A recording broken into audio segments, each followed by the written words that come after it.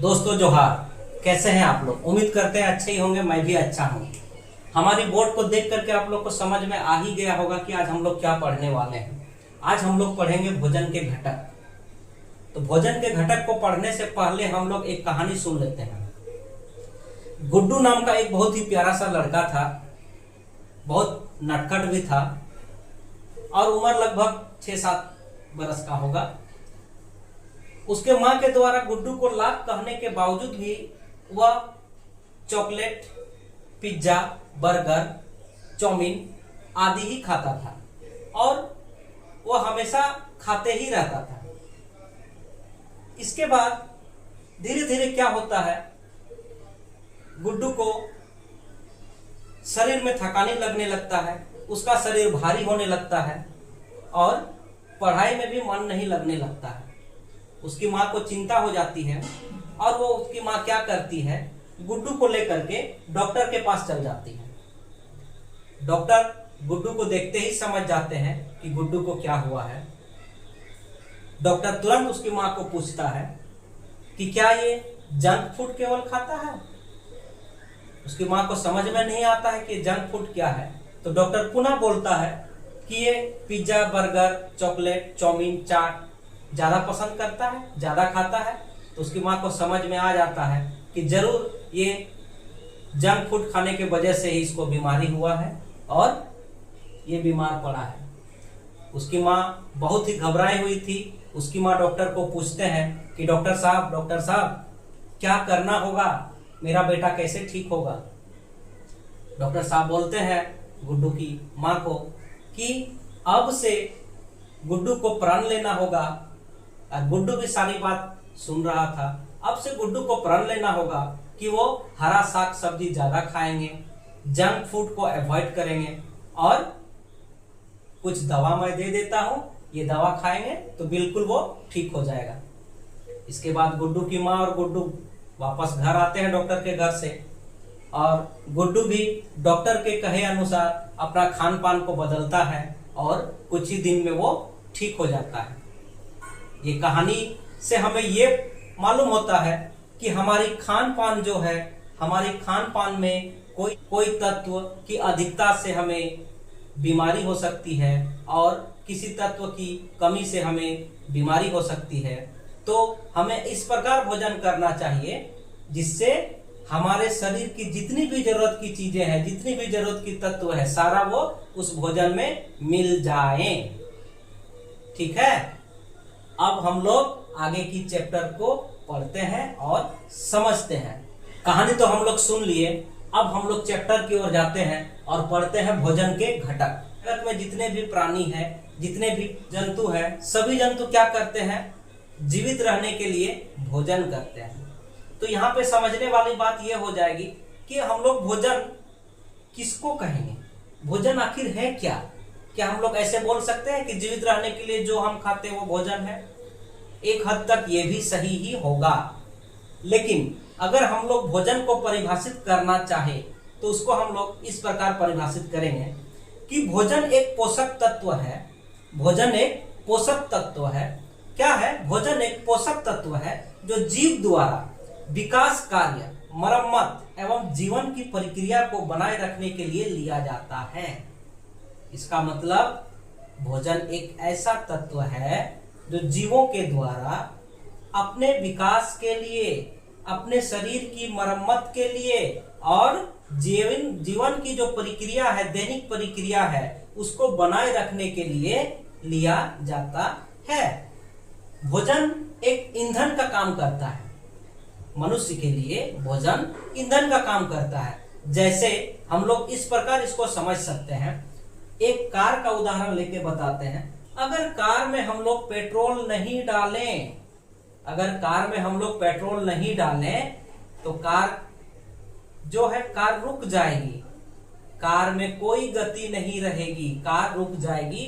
ठीक उसी प्रकार अगर कोई भी प्राणी भोजन ना करे, भोजन ना ले, तो उसकी जीवन की गति यानी कि दैनिक प्रक्रिया जो है, दैनिक गति जो है वो रुक जाएगी।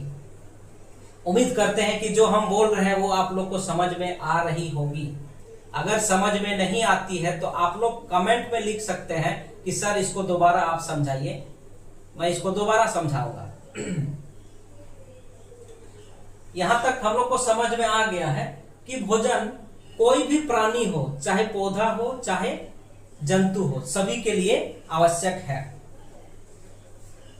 अब यहां हम लोग समझेंगे कि हमारा भोजन हमें या तो पौधा से मिलता है या फिर जंतु से मिलता है।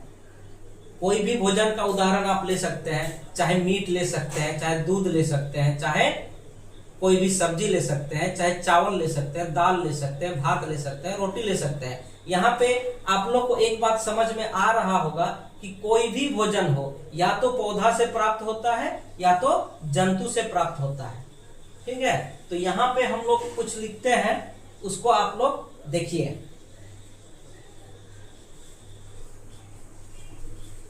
इसको आप लोग लिख लीजिए, जो हम पढ़ाए अभी उसी को लिखाए हैं। उम्मीद करते हैं आप लोग लिख लिए होंगे। इसको मिटा देते हैं। अब यहां हम लोग देखेंगे कि भोजन हमें आखिर क्या देती है या किस प्रकार सहायता करती है। भोजन हमें 3 प्रकार से सहायता करती है। भोजन हमें 3 प्रकार से सहायता करती है। वो 3 प्रकार कौन कौन सी है हम लोग देखते हैं। पहला हो गया विकास, दैट मीन्स ग्रोथ। दूसरा हो गया ताकत देना, ताकत या ऊर्जा देती है, न गिव्स एनर्जी। और तीसरा हो गया क्या, हमें स्वस्थ रखती है।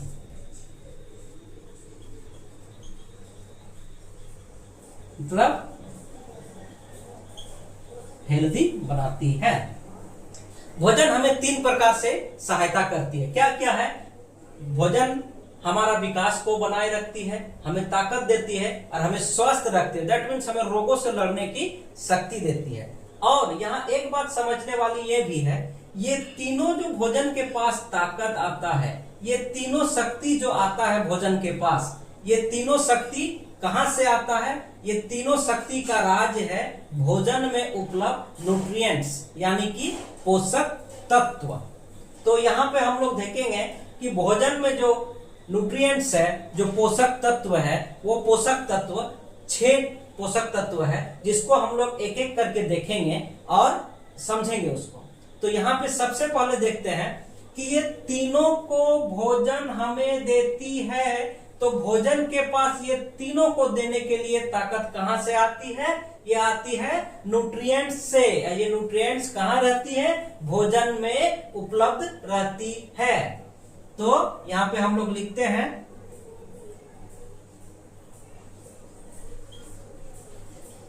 न्यूट्रिएंट्स, मतलब पोषक तत्व। ये पोषक तत्व कितना होती है? हम बोले 6। तो इसको हम लोग 6 भाग में पढ़ेंगे। पहला हो गया कार्बोहाइड्रेट, दूसरा हो गया प्रोटीन, तीसरा हो गया वसा। ठीक है, आसान है, इसको समझना है। चौथा हो गया विटामिन, पांचवा हो गया क्या? रफेज, छठा हो गया पानी।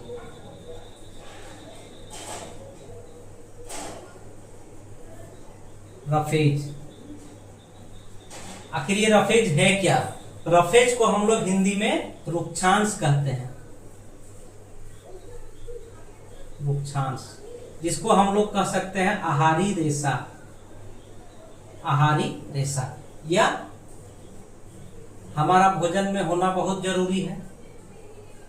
अब इसका क्या काम है, क्या करता है, आगे हम लोग देखेंगे। अब ये लिख लीजिए आप लोग कि पोषक तत्व जो है 6 प्रकार का होता है। ठीक है, अब इसको एक एक करके हम लोग देखेंगे।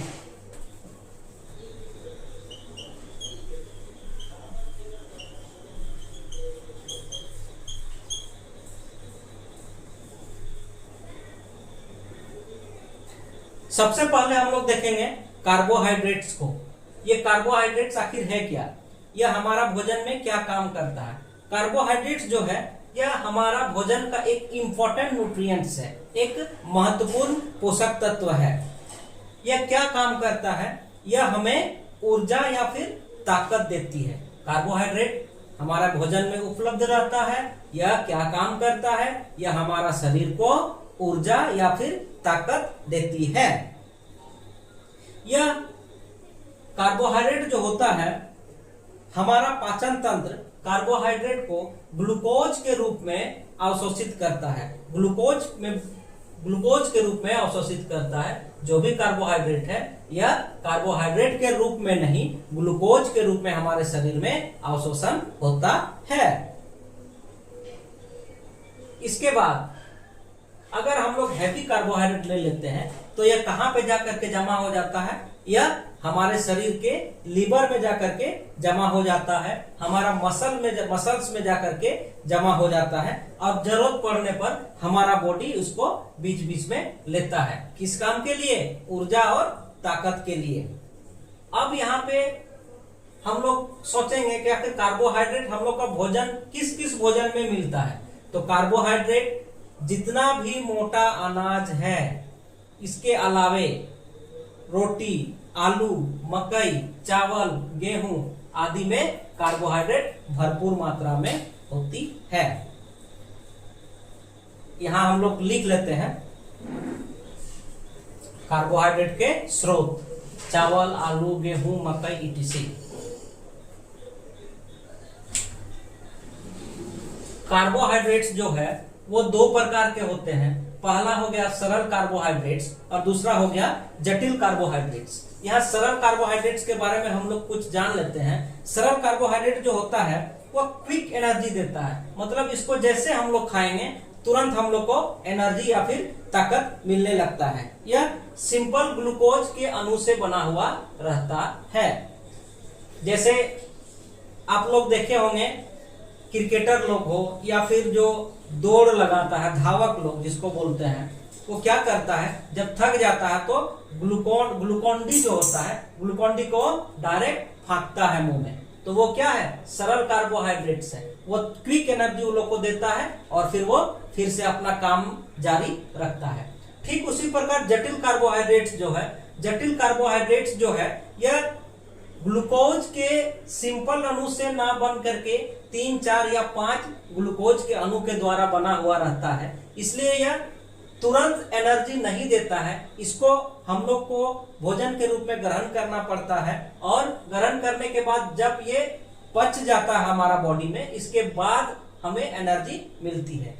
ये दोनों में खासकर यही अंतर है और इससे ज्यादा अंतर जानने की जरूरत अभी नहीं है। जब हम लोग ऊंचा क्लास जाएंगे तो ऊंचा क्लास में इसको हम लोग डिटेल से पढ़ेंगे।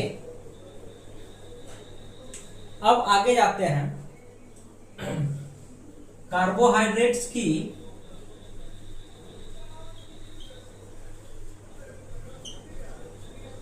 अधिकता से रोग।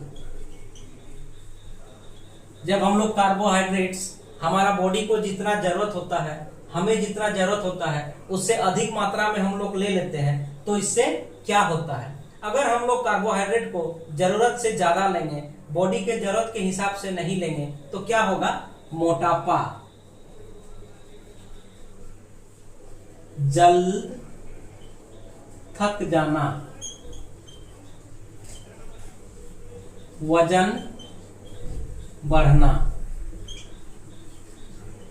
आदि, और हमारा शरीर एक रोगग्रस्त शरीर बन जाएगा। जैसे याद कीजिए शुरू में जो गुड्डू को कहानी में हम लोग पढ़े, ठीक उसी प्रकार कार्बोहाइड्रेट्स की कमी से रोग।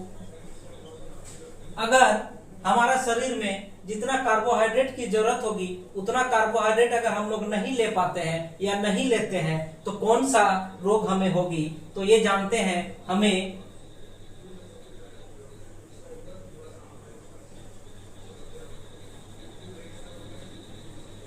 पतली शरीर हो जाना, आलस आना, काम में मन ना लगना,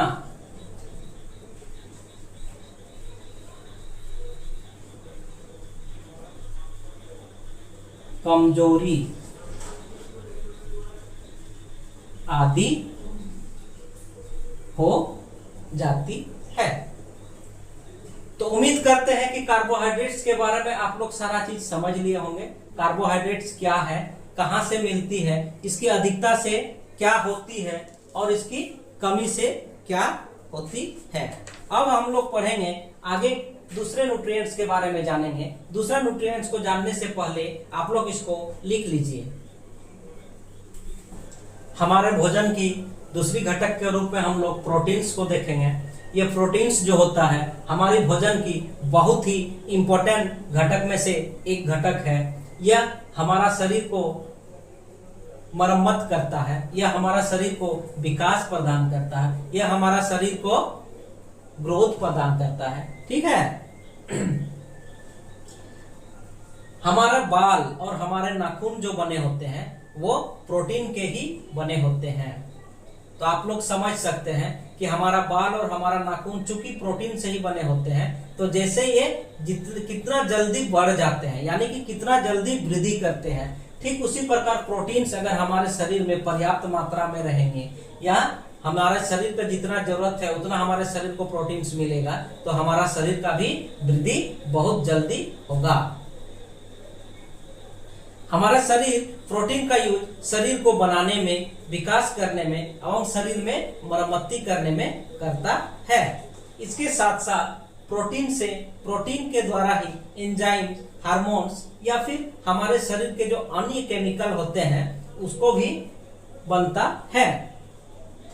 प्रोटीन हमारे शरीर को विकास करता है। इतना याद रखने की जरूरत नहीं है, बस आप लोग केवल ये याद रखिए प्रोटीन्स हमारे भोजन के ऐसा घटक है जो हमारे शरीर में वृद्धि करता है, विकास करता है, सेल की मरम्मती करता है, आदि आदि।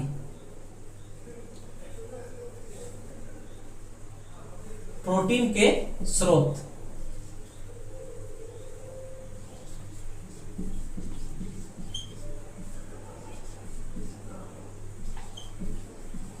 प्रोटीन के स्रोत, प्रोटीन के स्रोत क्या क्या हुआ? दालें, जितना भी तरह की दालें हैं सब में भरपूर प्रोटीन्स होती है। दूध, मीट, अंडा आदि। अब यहां देखते हैं इसके कमी से क्या रोग होती है और इसकी अधिकता से क्या रोग होती है। कमी से रोग।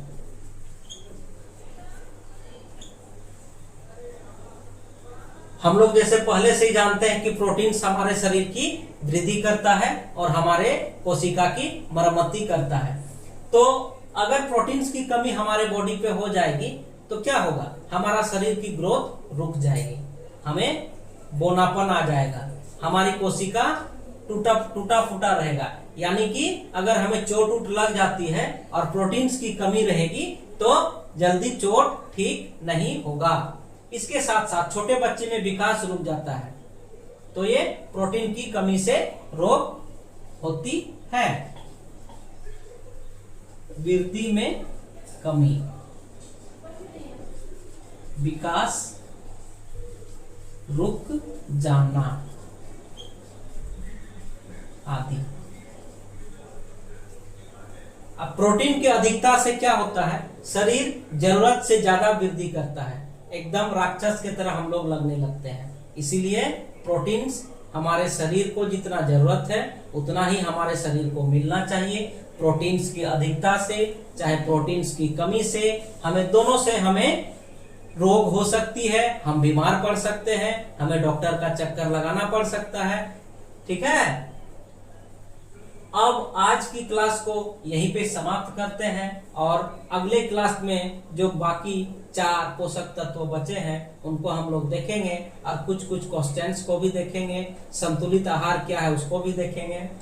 तो आज के लिए इतना ही, धन्यवाद।